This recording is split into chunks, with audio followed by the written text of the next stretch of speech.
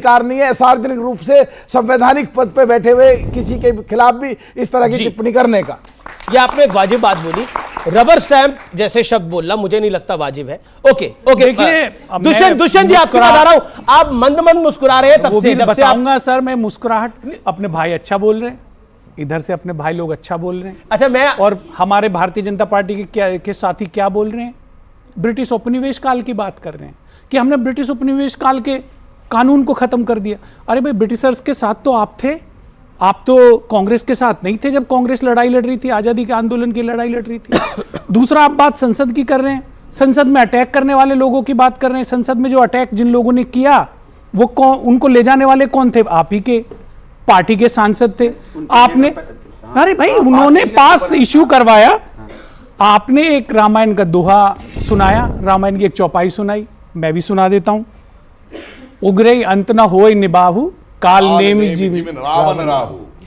तो इनकी सच्चाई, जिस तरह से रावण जानकी जी का अपहरण करने के लिए साधु बन के गया, जिस तरह से राहु ने देवता का रूप बना के अमृत को पीने का प्रयास किया, जिस तरह से काल नेमि ने संत का रूप बना के हनुमान जी के मार्ग को रोकने का प्रयास किया, लेकिन उनकी सच्चाई बाहर आ गई दुनिया के सामने। कल आपकी सच्चाई आ गई जब दुनिया को पता चला, भारत को पता चला कि 205 लाख करोड़ का कर्जा भारत पे हो चुका है। अच्छा, भारत की एक चला जाऊं, मैं चल देता हूं, मैं तुरंत चल देता हूं। अगर आप मुझे रोकेंगे मैं चला जाऊं। मैं रोक रही हूं, एक सेकंड। नहीं, मैंने आधा घंटा सुना है। 55 लाख था, अब 2,05,000, सोचो 205 लाख, 205 लाख करोड़, कमाल किया, 205 लाख करोड़। उनको बोलने दीजिए, नहीं नहीं भी बोलने दीजिए भाई। 205 लाख करोड़ समाजवादी पार्टी है, मैं अपना टाइम देता हूं। 205 लाख करोड़ कर्जा देश पे हो गया।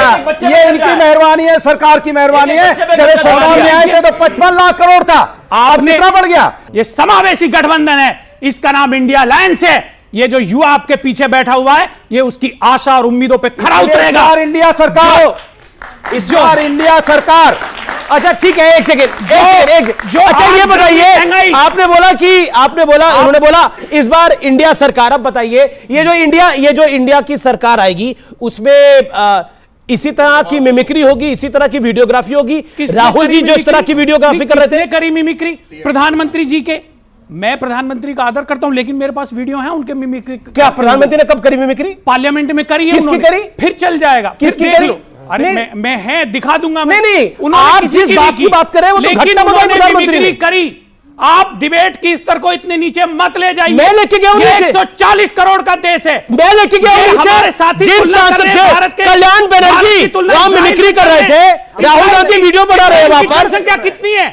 समाजवादी पार्टी के एक नेता कह रहे हैं अमेरिका में भी ऐसा होता है, तो अमेरिका से लड़ो चुनाव भाई। देखिए, हमारी जनरेशन से लेके ये जो जनरेशन बैठी है, देखिए सबको किसी का भी मजाक उड़ाने का अधिकार है, संविधान देता है। आप प्रधानमंत्री का, मंत्री का, सांसद का, विधायक का, मगर सबने स्कूल में पढ़ा होगा, राष्ट्रपति उपराष्ट्रपति का मजाक नहीं उड़ाया जाता है।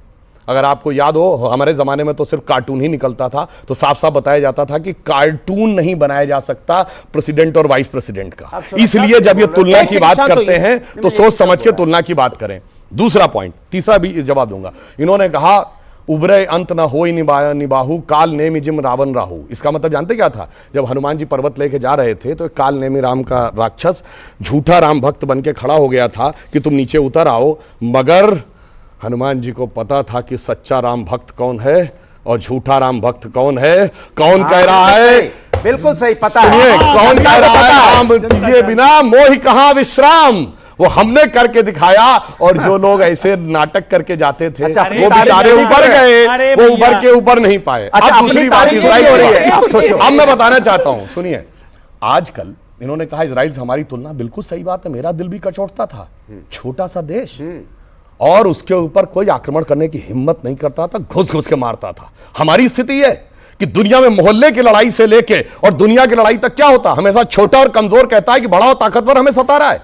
यहां वो हमारा पड़ोस का मुल्क छोटा और कमजोर था, वो हमें सताता था, हम सिर्फ चिल्लाते थे जाके कि हमें सता रहा है। जब से हमारी सरकार आई है तो हमने वो करके दिखाना शुरू किया है।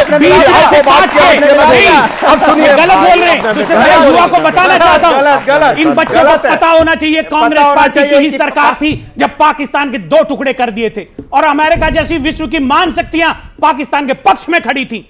ये ऐसी बात करते हैं, कांग्रेस की सरकार थी, मान करते हुआ था, ये देश को नीचा दिखाने का काम करते हैं। एक सुधांशु 20 सेकंड अपनी बात बिल्कुल शांति से सुनिए। दुनिया की एक सबसे बड़ी महाशक्ति सोवियत यूनियन हमारे पीछे खड़ी थी, 16 बार वीटो किया था। और क्यों किया था, मैं युवा लोगों से कहता हूं, पढ़ो जाके यूरी ब्रैडमनेव जो केजीबी का जासूस था, भारत में पत्रकार बनकर रहता था, उसके मेमोयर्स पढ़ो।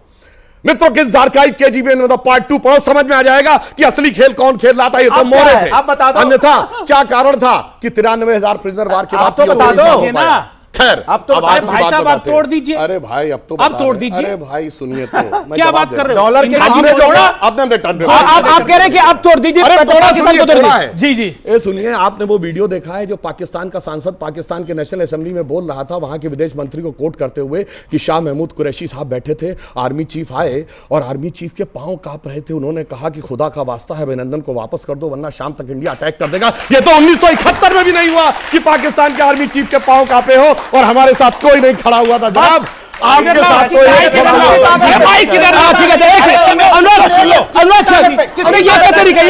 आर्मी के ताकत पे, देश की आर्मी के ताकत पे, आपकी नहीं।